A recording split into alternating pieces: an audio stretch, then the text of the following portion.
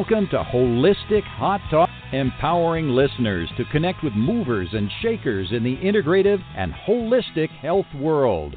Informing you is our passion. Our guests are making a statement that health promotion and disease prevention is possible.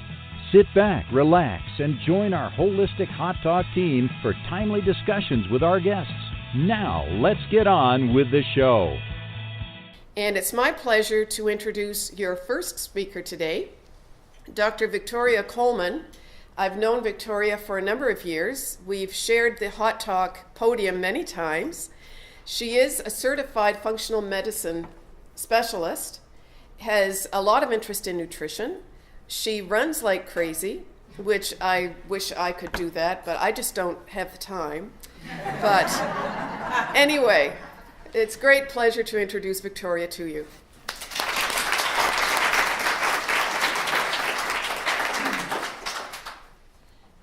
Good morning, everybody. Thank you, Charlene.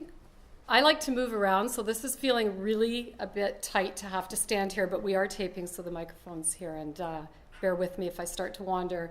Give me the signal to come back. Thank you, Charlene, for the introduction. So who am I? 30 seconds. I am a chiropractor. That's where my journey started. And through a love of nutrition and integrative care, I went on to study functional medicine and just about finished my master's now in nutrition. The journey continues because as a healthcare provider, as a patient, as a person, I think we have to learn the rest of our lives. We're never done. So this journey is a continual journey for me. I want to thank Pat for her tireless efforts with the Hot Talks and the Breast Show. Always an honor to be here, so thank you. I love how you talked with your introduction about integrative, mind, body, spirit. I could talk all day, but I get 20 minutes, so I'm going to be really quick. And what I want to talk about today is this integrative idea, integrative healthcare. What is it? So what does it mean? Who does this include? Who really has the most control over this? And some tips at the end to see what maybe you can do. So to start out, don't be shy. This is going to be interactive. We're actually doing a little quiz together after. I'm going to ask, just you can yell it out. What does integrative healthcare mean to you? Anything? Choice. Consciousness. Being aware. Encompassing. Everything that's available. What would it encompass? Example. It's diet, it's exercise, right? It's your mental state, it's chiropractor, nutrition, all of it. Love it. So I think all of those are correct. And what I'm going to bring to the table today is just a little bit of different thinking. Anytime we're together, I think the goal should be about becoming more aware. Something about what can I do? How can I be proactive, not inactive? I'm not a bystander in my health. I'm an active participant in my health. And that's what I really want to try to do today is make sure that we're thinking. So I'm going to reveal a couple things, make you think a little bit, and hopefully when you go away from this talk, you will have a changed attitude and maybe a little more control in your health. So integrative, yes, I think that's really important that we talk about the healthcare. However, I would like to go a step further and say integrative is maybe more than just the healthcare team. So this is taken from the Dietary Guideline Advisory Committee report. This is US, but you know what? It's kind of a border that's a little imaginary in some ways. We're affected by the US. We have similar policies. What was noted, and I won't read this whole boring quote to you, but I will point out that in that guideline, it was pointed out that integrative should mean that it is basically including your food, agriculture, private business, healthcare, as well as your public health, education, think of our school systems, and that we should all seek common ground and collaboration in promoting the population's health, right? Initiatives would be incentivized to engage communities and healthcare systems to create integrated and comprehensive approaches to preventing chronic disease and for weight management. So what I'm trying to say there is it involves a lot more than just our chiropractor, our nutritionist, our family physician. I think integrated means we are all responsible, right in our public policies, in our education, on a broad level. We need to be integrated on the whole level. Who's responsible? We're all responsible. So is it really something we need to think about? Well, in 1990, this is a US stat, but you'll see I have a Canadian stat below. There was no state in the US that had an obesity rate that was over 15%. And look at how 13 years later, there's no state that has an obesity rate under 20%. This is alarming. This is scary. And it's happening everywhere. Obese Canadians now sit at 20.2%, which is up over the 15% in 2003. So the average is the 20% across Canada, and we're growing. So this is a scary stat, and it's even scarier when I tell you this is obese. Obese means that your body mass index is over 30. It's not even accounting for overweight. If we count for overweight, we have basically 2/3 of the population in the US overweight, and in Canada, we're hedging quite high, up to about 50%. Who's a big target there? 31% of Canadian adolescents from 5 to 19 years of age are overweight or obese. Okay, so I convinced you. We all have to think about this. Why is this happening? You can drive down any street in any city, and this is what you see. Would you agree? Okay. And it's not just in North America. This is a global issue. It's affecting everywhere in the world. We're now seeing chronic disease in areas of the world that are experiencing things they never had as a prevalence in their population or culture prior. So this is spreading everywhere. Actually, India and China are areas that we have massive increases in obesity and chronic illness that were not seen prior. So for me, get a little political today, we're going to uncover a few things. This is the straw that broke the camel's back for me. There's a lot of them, but this is one of them. So the American Academy of Family Physicians launches a consumer alliance with their first partner. This was done in 2009. So what is this? The first partner happened to be Coca-Cola. Does this make sense? So this is what I'm asking you to do. When you gain control of your health, which you can, is to be a critical thinker. Always to ask questions, to think, does it inherently make sense? You're not just the participant that looks quietly at your life, you're the active participant. So this is my underlying message, that you always want to question, you want to think, and if it sounds a little off, it's a good chance it's a little off. So what is this alliance? The Consumer Alliance is a program that allows corporate partners, like Coca-Cola, to work with the American Academy of Family Physicians to educate consumers about, which I did in red, the role their products can play in healthy and active lifestyles. As part of this partnership, get ready for the big one, the Coca-Cola company is providing a grant, giving money, providing a grant to the AAFP to develop consumer education content on beverages and sweeteners for this website, familydoctor.org, an award-winning consumer health and wellness resource. Does that make sense? That's what I did. Something doesn't seem right. If this was 2009, let's dig a little deeper. We know there's been a significant change in which we're going to look at more deeply further on, but sugary beverages are a major issue. So I'm going to start really, where can you start in your own healthcare or with children in specific? Look what's happened from 1950 to today. We see some portion distortion going on for sure. And this is a more clear example of the sugar content that you can get.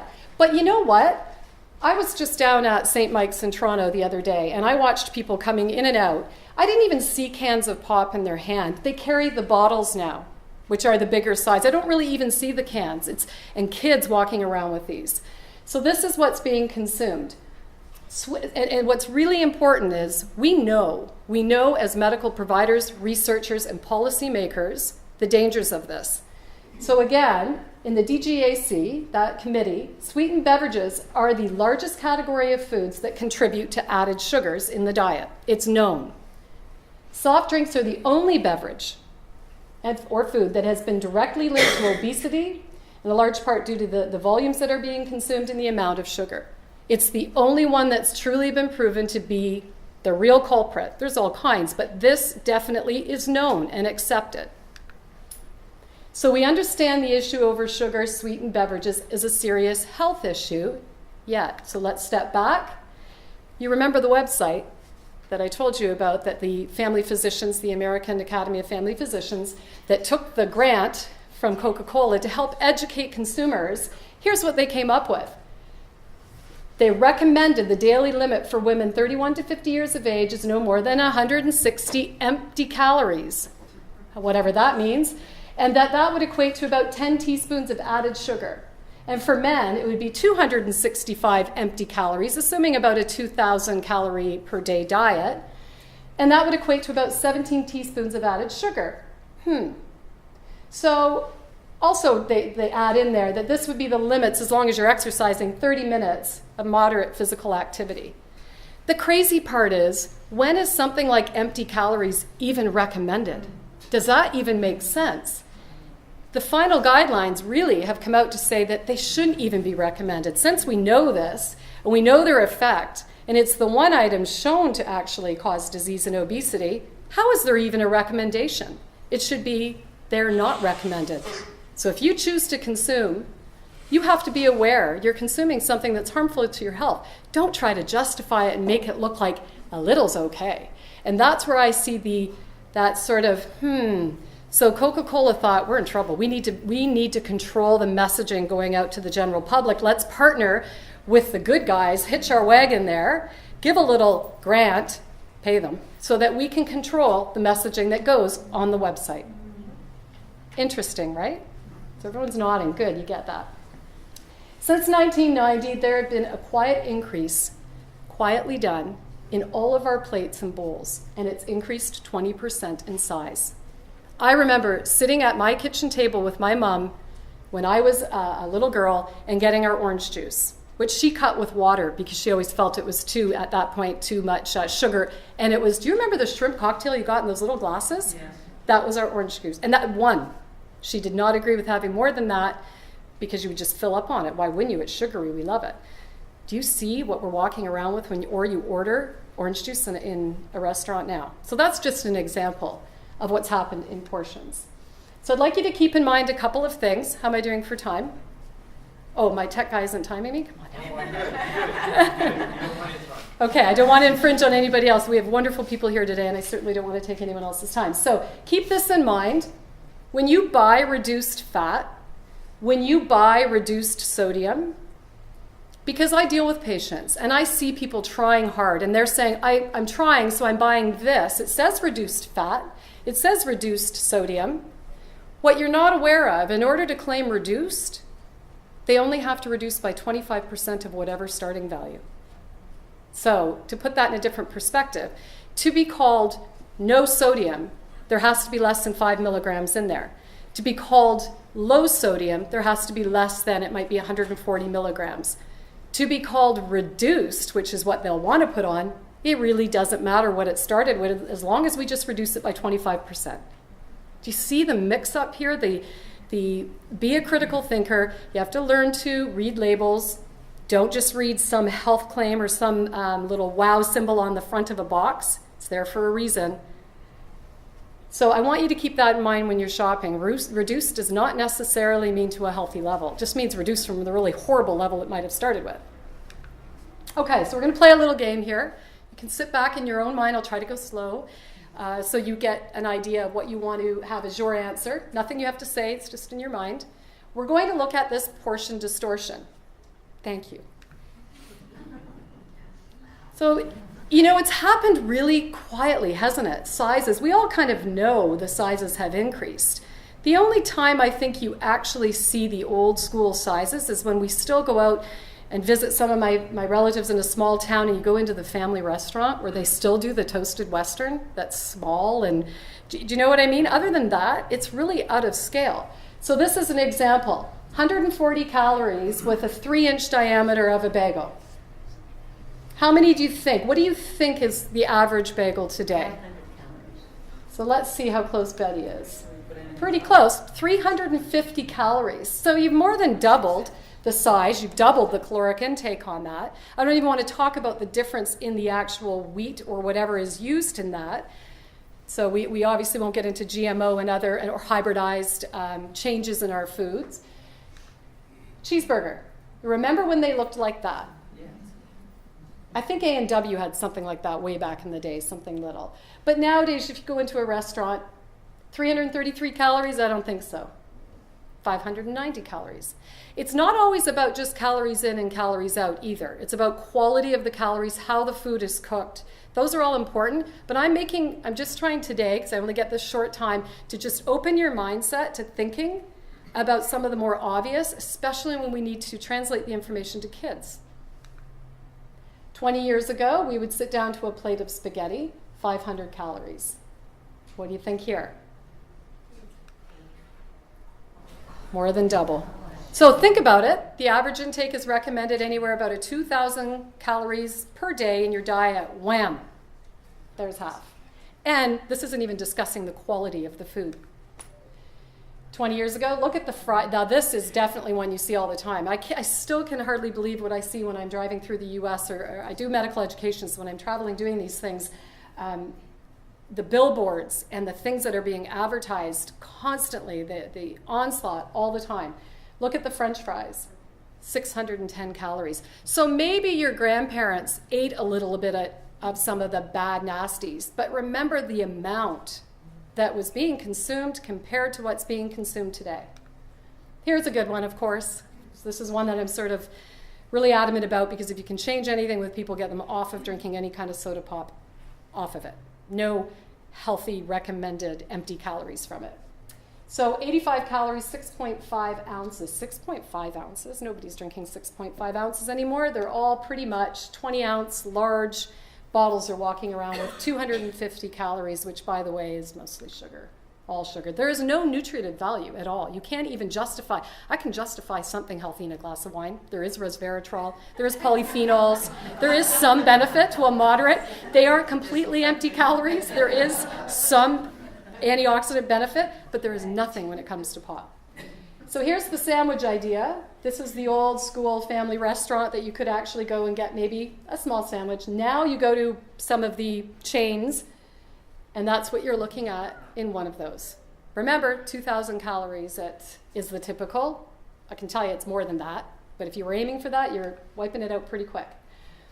This is another one that gets me, especially the young girls, that I'm not going to eat, I'm going to reduce my calories, and I'm going to go to Starbucks or wherever. Maybe I shouldn't say that. You're going to a chain to get your coffee, and that is sometimes a dessert in a glass. 350 calories, 16 ounces. I fall prey to that big coffee that you can enjoy, but think about the amount you're getting. Long gone are where you went to someone's house, had the little cup of coffee. No, everything's quite a bit bigger. This one drives me crazy too. And you go into some of our big box stores where you buy those big, they are nuclear-sized muffins. Those things are huge. They're nothing like think about your grandmother's baking tins. Like they would be obsolete now. They're too small. 500 calories in one of those. Pizza, 850 calories. They're not little slices, they're big ones. Now this is one I'm also try to educate people about. Be careful with the salads in some of the locations. They load those with sweet dressings and other little traps in there. So that one's almost 800 calories. This, I have to say, I love popcorn, and if it didn't make Tony so sick by the smell of it because he thinks it's just foul, I take my own now, non-GMO, but smuggle it in my purse to make sure it only has the cracked pepper, and sometimes I cave. But you go in and you try to get popcorn now. Do you see how big the small one is? But it's like 5 cents more for the one that's this big. It's crazy. So we've done that saliently too, 630 calories. Cheesecake. If you go anywhere into the US, this becomes maybe a little bit more prominent, but we are not far behind. As a matter of fact, we may not have as many obese and overweight people. We have, though, a faster rate of growth towards it in Canada. Cookie. So I could go on and on. Portion distortion, I think, is really something to be aware of. Start pulling out your bread plate and use it as a dinner plate. Start looking at how you fill your plate. Meat and some of the other sources could be more of a condiment, and the vegetables can make up the majority of the plate, but the plate doesn't need to be massive. That's a trap. The Chinese food can be often a trap for us too. So what are the take-home messages? I don't want to be bearer of all the bad news. I just want you to think critically. I want you to know that you can take back control of your own health. And when people come in and try, they think they're doing okay. It really breaks my heart when I see the marketing and the traps and the pitfalls that occur for them because they're not aware. So the more we keep open to what's happening around us, and follow some simple tips. So this is what I used to be more about, and here's how many calories from this and calories, forget it. It's easier to start thinking in simple terms. The simple terms are try to eat foods without a label. So what does that mean? Fresh fruits, vegetables, those kind of things aren't carrying a label. If it has to have a label that explains everything in it and how and the health claim, that's another trap. If it has a health claim on it, I question. They're trying really hard. I mean, there was a health claim at one time allowed on Fruit Loops. Seriously. So I just say, if it has that, maybe look away from it. Try to go labelless. How about we all try to cook? And I'm not a great one. So a lot of my cooking is more quick saute. And I'm not saying you have to be a chef, but we have to get back to being in our kitchens. Take back our kitchen and stop trapping ourselves by eating out all the time, because it is a bit of a trap. We're eating out more than four times on average per week now.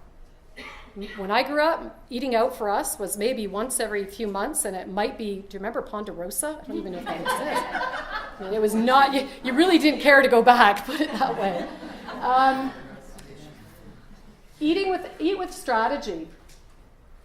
Eat out with a strategy. So don't be shy, and I'll show you an example that I just did in the Boston airport the other day. Because when I'm on the road a lot, I won't take it anymore for somebody to say, it's really hard for me, I'm on the road. Well, there's ways around it. First of all, you don't stop at a fast food place, you stop at a grocery store. They have counters. You can get lettuce, you can get a grilled piece of chicken, you can put them together, you've got a meal. So it's a matter of finding some strategies. Plan ahead, always think ahead. I always usually have snacks, like it could be mixed nuts, hard-boiled egg, whatever it is, throw it in the car. I also do protein shakes. So now when I have busy hockey moms saying that we're just dying to get from school to the rink, and what do we do? And now it's protein shake with some almond milk without a whole jover for a little while until you can get home and prepare a decent meal. I like to say to them, ask the question, did your grandma eat this food, or could she recognize this food? And if she can't, you probably shouldn't eat it either. And if you can't recognize the ingredients on a label, which really shouldn't be a lot of labels in your house anyway, then you probably shouldn't eat that food. So what did I do in the airport the other day? It's not perfect, but I'm sitting at Boston Airport for 4 hours, and when I'm in the restaurant, the menu did not have this. This wasn't something that said, we'll have grilled shrimp with the roasted Brussels sprouts and steamed broccoli. What I did was watch a little bit. I saw some broccoli coming out on someone else's plate with something they had. The menu had sides, but the sides were clam chowder. I was Boston, so clam chowder and a few other things that I wasn't interested in. So I said, you do have shrimp. Can I get that grilled with pepper, olive oil, and salt? You have steamed broccoli. What other vegetables do you have? Wasn't anywhere on the menu. He said, we have Brussels sprouts. Like, I think he's thinking, who's going to order them? I said, well, there you go. If you could build that, just charge me one of your meals and put it together for me. Not a problem. So I think that's what I want to say is taking back control, being proactive in your health. Think integrative on a big level, not just the healthcare. The healthcare is wonderful, and we have a wonderful where I'm going to be shortly at, and Dr. Larry's going to talk about the AMG clinic. We have places coming together where integration in your healthcare is happening. But let's think on a bigger level. Let's think on our kids. Let's think on policy making. Let's think on, can we control what's being done in our fast food industry? Because there's a lot of targets out there. Kids are one of them. So I think I want to leave on that message. I also want to, again, thank you for your patience and listening this morning. Some questions, or I'm not sure. I think you had one? I just have one comment, sure. Not really a question. I noticed with my nieces and nephews and their kids, they promote diet pop. Say, well, you want to have a drink, have a diet pop. So I feel better to have the sugar in a regular pop than choose to have a diet pop. It's a great point. Thank you for bringing it up. My first is I would say neither are healthy. Let's take something else and mix it with water and skip the whole pop thing. But I don't feel any better. I feel less better about the artificial sweeteners because of the research of what has been shown to happen in the body using the artificial sweeteners. And by the way, we're learning now, artificial sweeteners still trigger in the brain a sweet signal. It still can affect a diabetic. It does not help the outcome. So I say the more frankenfood we get, the more I'm staying away from it. The more man has manipulated, played with, and created something else, I'd rather stay closer to nature. Still wouldn't recommend the pot, but I'd rather stay closer to nature. So thank you very much. I think I'm going to pass the floor over to, do I do the introduction?